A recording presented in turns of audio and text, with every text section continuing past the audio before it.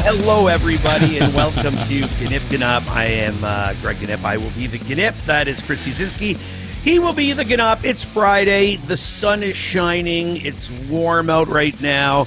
And I've got to be honest. It felt kind of good today going outside with the dogs. We walked around the block a couple of times, and nice. It was just nice not to have to put on like a hoodie before. I mean, I had a little sweatshirt on, but it just felt good. So that makes me a little bit happier. So I'm not going to be a total grumpy old man today. Yeah, I am, because you know what? It's day 1,582 of the lockdown, Mr. Ford, and even Wilson's losing air. Oh my God. Oh my God. Yeah. You know, and then of course they just announced in Toronto that they're canceling pretty much everything. Oh, really? I didn't see that. Oh, yeah. CNE is canceled. The Taste of the Danforth is canceled. I think crossing the street, jaywalking has been canceled. Yeah. I saw Arts Beats and Eats in Ann Arbor was canceled as well. So, yeah, it's... so I'm going to have the taste of Victoria Avenue. I think I'm going to barbecue stuff in the backyard and put like different spices on everything and pretend I'm having my own food fest. Yeah.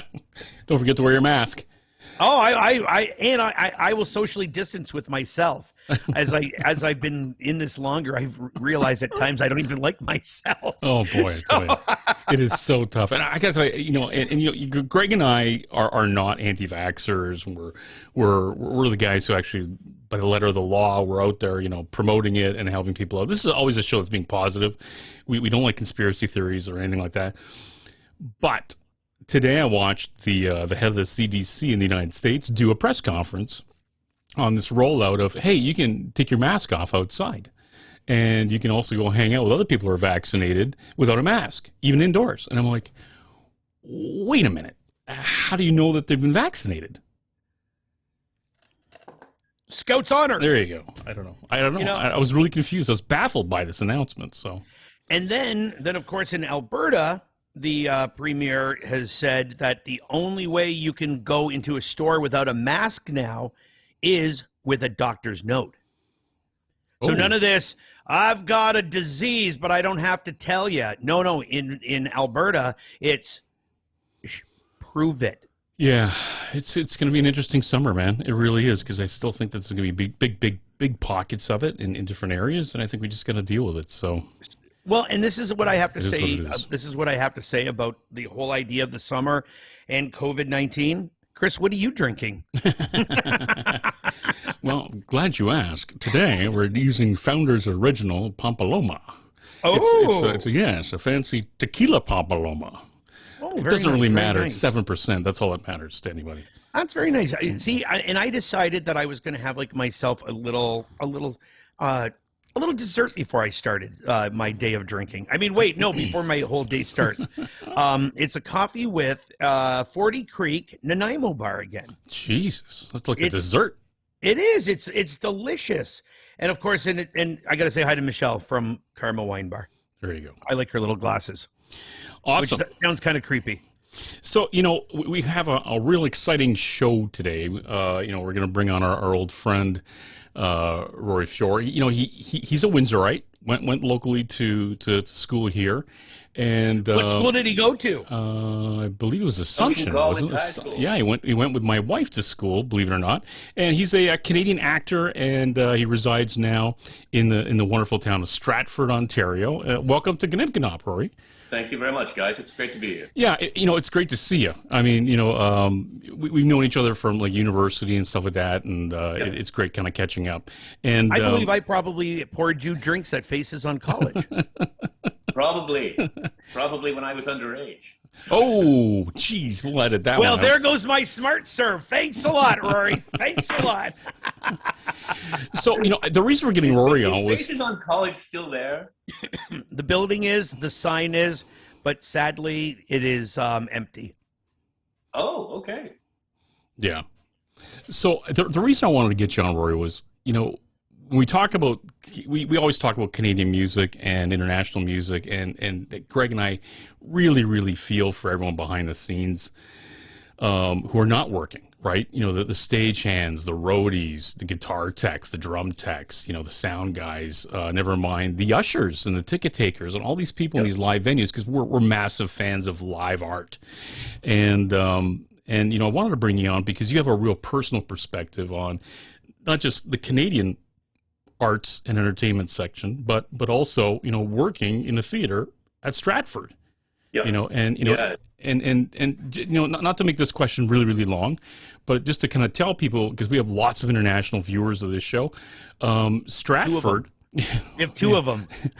Two of them, but they're famous, really famous. Yeah. So Stratford started in 1953 in a circus tent, right? Where 1,000 people showed up that summer to watch Shakespearean plays.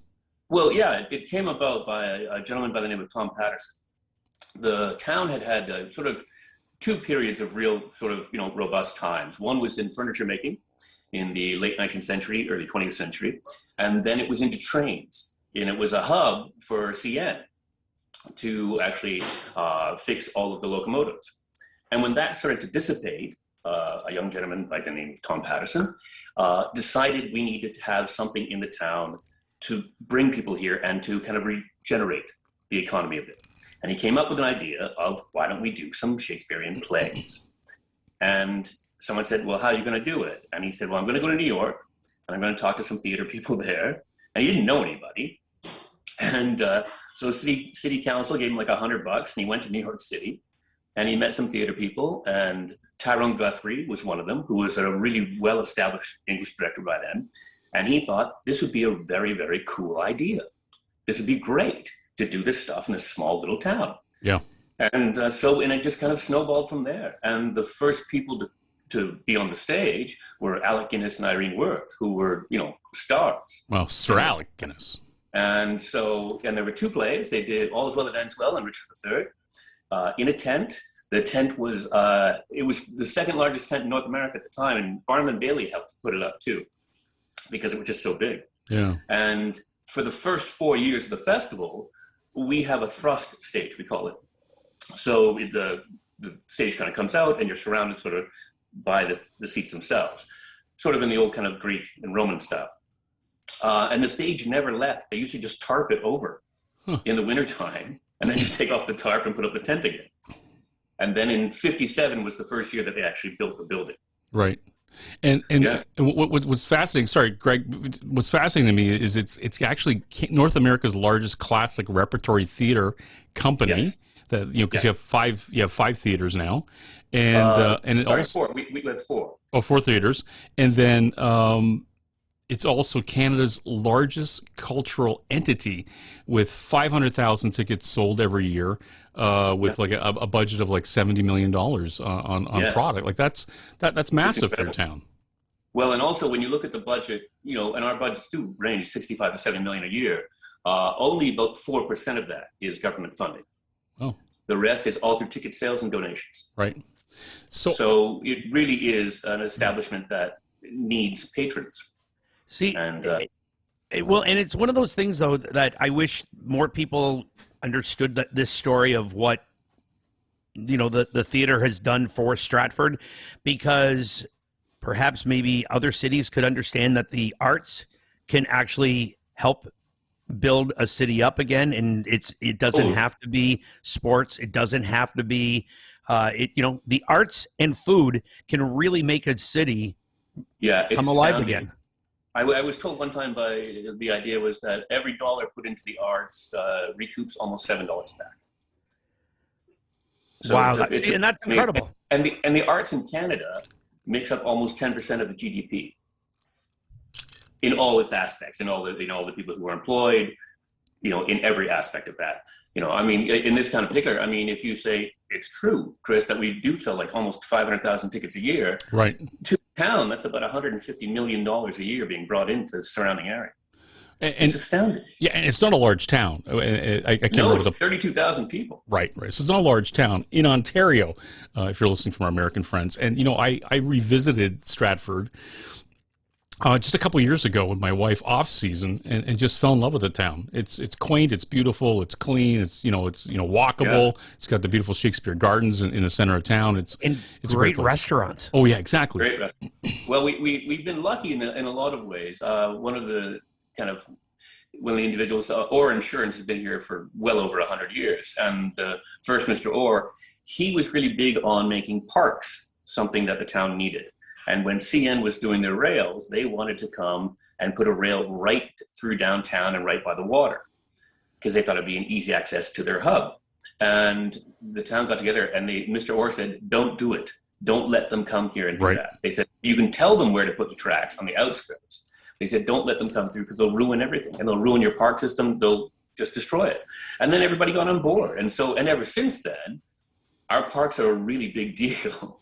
They really put a lot of effort into making them beautiful every year. Yeah. And so the people can come and picnic and walk the river, and it's lovely. It really is. Great town. So look, COVID hits, puts the brakes on everything in the town that's entertainment driven, like all the other towns across Ontario, North America, and around the world. How have you guys been dealing with it? Well, it's kind of funny. I mean, we were mid-March at that point in time. We were getting ready for the season, still building sets and setting everything up. And then the axe fell, and we were all just sent home. No one really knew for how long. So when the first month went by, people were thinking, okay, maybe it'll come back again, and we'll have time to get ready for openings. And then it just continued. And everyone, at first it was, how can I put it? Everyone thought the season might happen in some way, whether it be a smaller season, whether it be just condensed. We were going to be doing 15 plays this year, 3 musicals, opening a brand new theater, the Tom Patterson Theater. The old one we pulled down because it was just an old hockey rink we used to use. And we built a brand new theater, so that was going to be a major event. And so everyone thought that at one point in time, we would get back into the theaters again. And after about 6 months, everybody knew this is not going to happen. Wow! And it affected a lot of people in a lot of ways. I mean, the festival in itself employs directly and indirectly almost 3,000 people. So it's a lot of people who got affected by it. So you guys have been doing some virtual work? There have been some virtual work. The festival has been streaming a lot of their plays that they had filmed over the years, which is great. And they have been trying to do new content whenever they could. They'd get maybe the orchestra leader playing a piano, and some people doing songs and things like that, some cabaret style. A lot of one-man plays? Well, not even a one-man play. I mean, because we were forced to worry about government restrictions of how many people you could have in a play, in a building, because where are you going to film it? How many crew could you have? What were you really looking at? And so, they've been trying their best to get some content out there as best they can. One of the things that I've found fascinating is how groups are, like you said, trying to find different ways to keep things going. And, there's been bands who've put on concerts in their basements. And one of the things that I thought was absolutely fascinating was the University of Windsor Players did a couple of 3-man plays, but it was you're in your house, they're in their house, and it was kind of like having to it was almost like them reading a book to you, and you had to imagine that they were together and things like that. But it was brilliant. Yeah, it's amazing the creativity and what people are coming up with. There were some people in town who actually did stuff in people's backyards.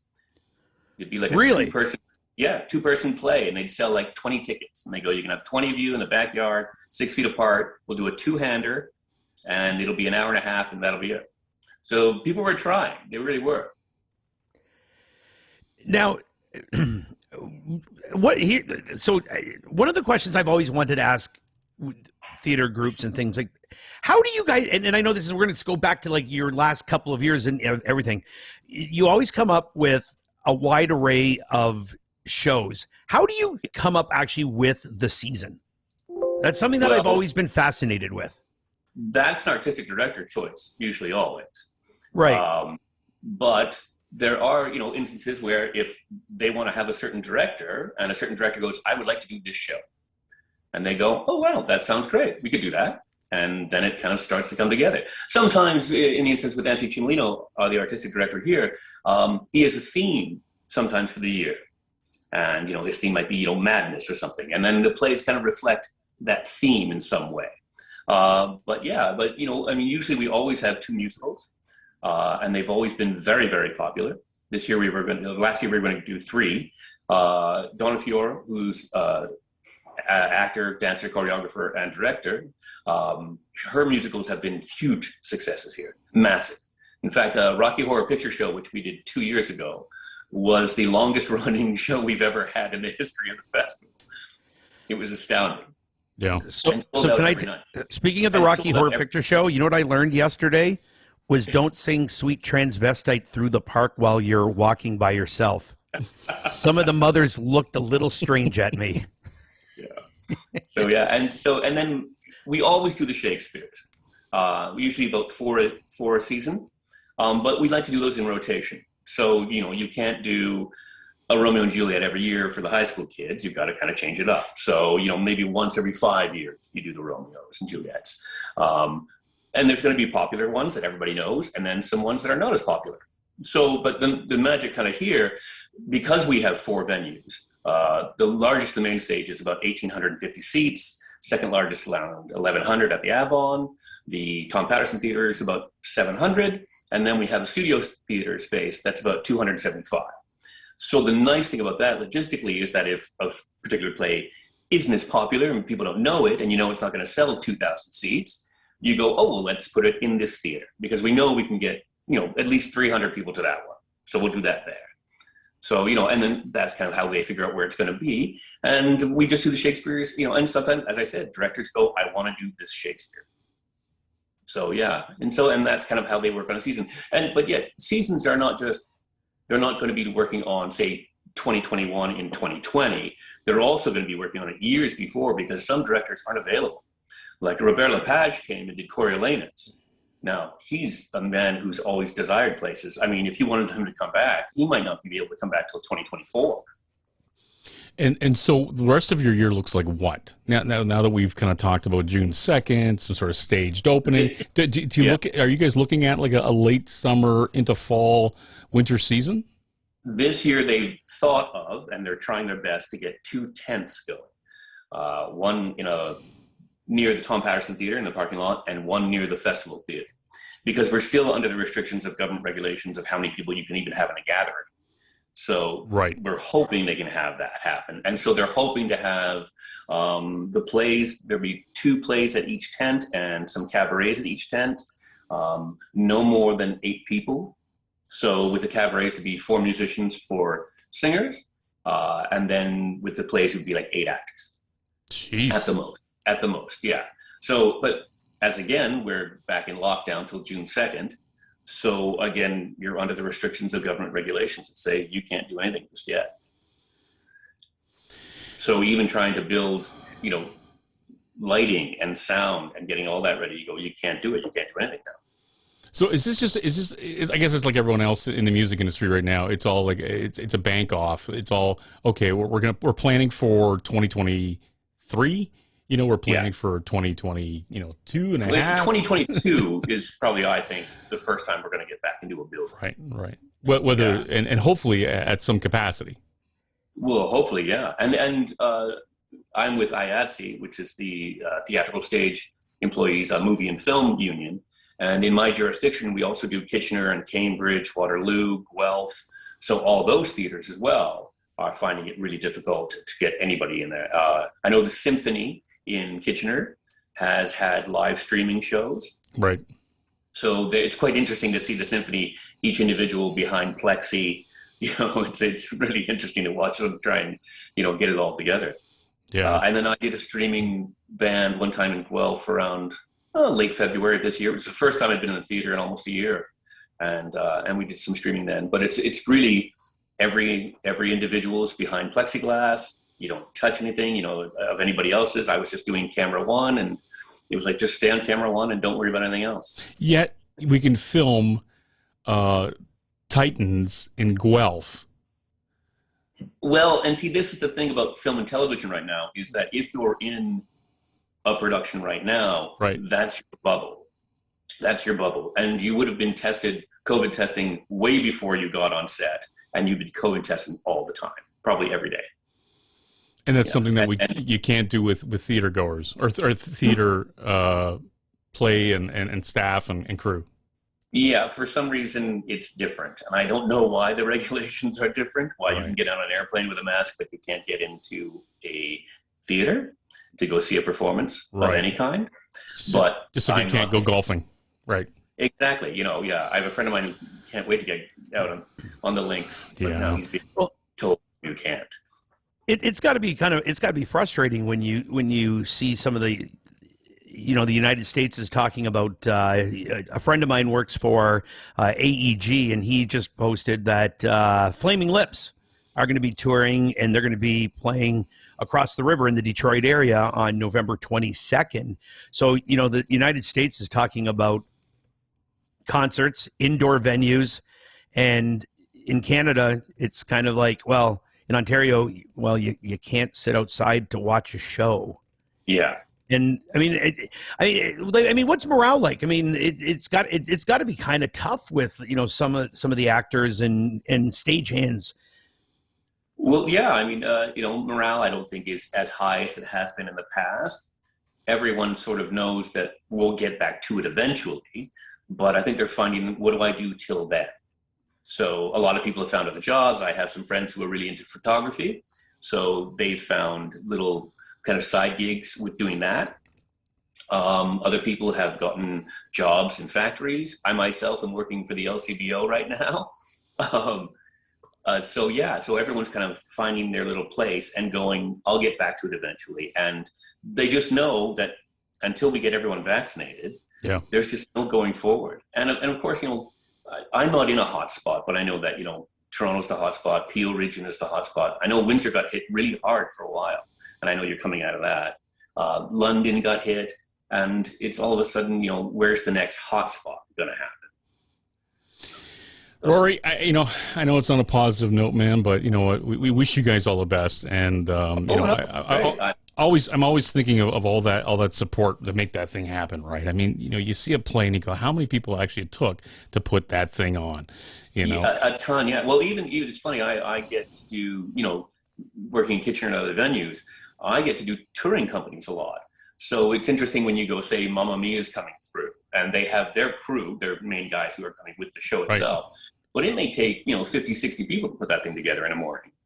And it's really interesting when you get that many people. Even a play here at Stratford, one of our musicals, if you include musicians, crew, actors, dressers, wig makers, and all that, you're looking at about 85 people a show. Yeah. To put that thing on. It's really incredible how it affects so many people in so many ways. Well, man, you're in our hearts, man. We wish you guys all the best, and hopefully you guys can maybe start doing some more stuff this summer into fall. And I look forward to coming back to Stratford myself. Yes. I would say 2022, Chris, we're going to be back in a venue for sure. Yes. Beautiful. Save me a beer, man. Save me a beer. I will, for sure. Rory, all the best. Thanks for joining us today. Thank you guys for having me. It's been great fun. Awesome. All the best. Okay. Bye. Yeah, it's Rory Fior from Stratford, Ontario, kind of talking about what's going on up there.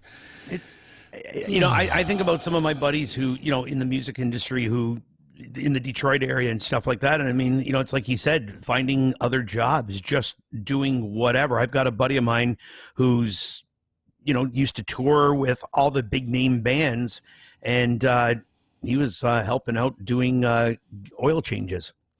It's tough, man. It's tough out there, and hopefully by June 2nd we can get out of this and start working and having a good summer.